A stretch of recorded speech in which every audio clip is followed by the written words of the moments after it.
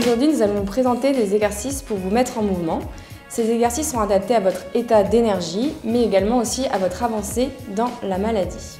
Donc l'intérêt de vous faire pratiquer, ça vous permet de vous procurer du bien-être.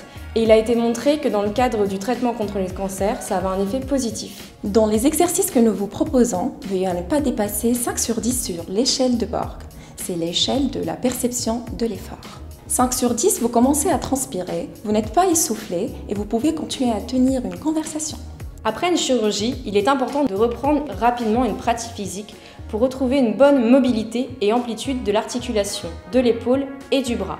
Cela va vous aider dans les gestes du quotidien, mais aussi pour reprendre une activité physique ou un sport.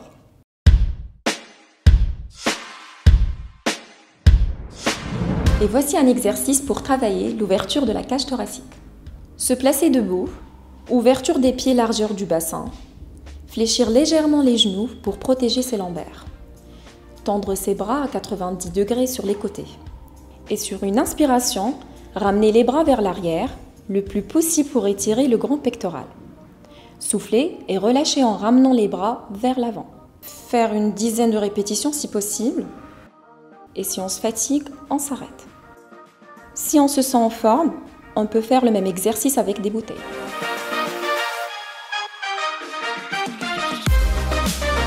Voici un exercice pour travailler les fixateurs de l'omoplate qui permet de lutter contre la position dite de l'enroulement, donc la protection du sein. Se placer debout, le dos droit, les pieds largeur du bassin. Fléchissez légèrement les genoux pour protéger vos lombaires et contracter les abdominaux. Tendez vos bras devant vous. Sur une inspiration, ouvrez la cage thoracique en amenant vos bras sur le côté. Soufflez pour ramener les bras. Pensez à faire bien au rythme de votre respiration pour avoir ce travail de l'association entre la respiration et l'ouverture de la cage thoracique. Vous pouvez augmenter l'intensité avec de la résistance grâce à un élastique.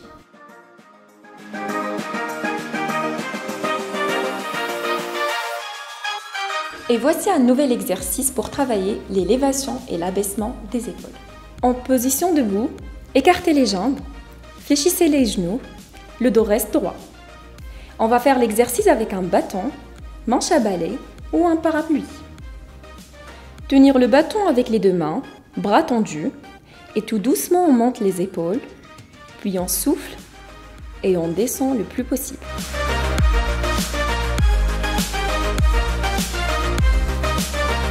Si on est capable de monter les bras au-dessus de la tête, on essaie d'allonger le plus possible les bras tendus au-dessus de la tête et de faire la même chose.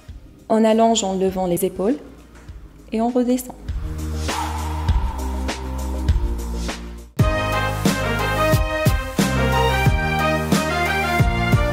Voici un exercice d'étirement sur tapis. C'est un étirement global qui permet de travailler la rotation. Allongé sur le tapis, les bras en croix, fléchissez vos jambes.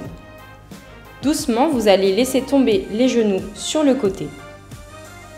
Attention, il faut que votre épaule opposée soit bien ancrée dans le sol. Tant que l'épaule reste ancrée, on peut descendre les genoux. On tourne ensuite la tête du côté opposé au genou pour avoir une rotation des cervicales.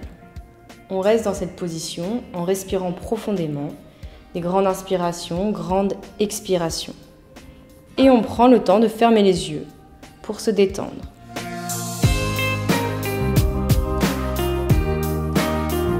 Après plusieurs respirations, on repasse ensuite par la position au milieu et on fait la même chose de l'autre côté.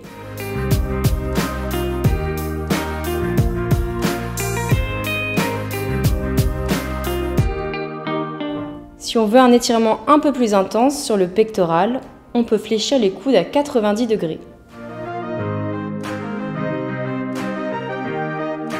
On pense toujours à bien respirer et on revient à la position initiale, allongée sur le tapis.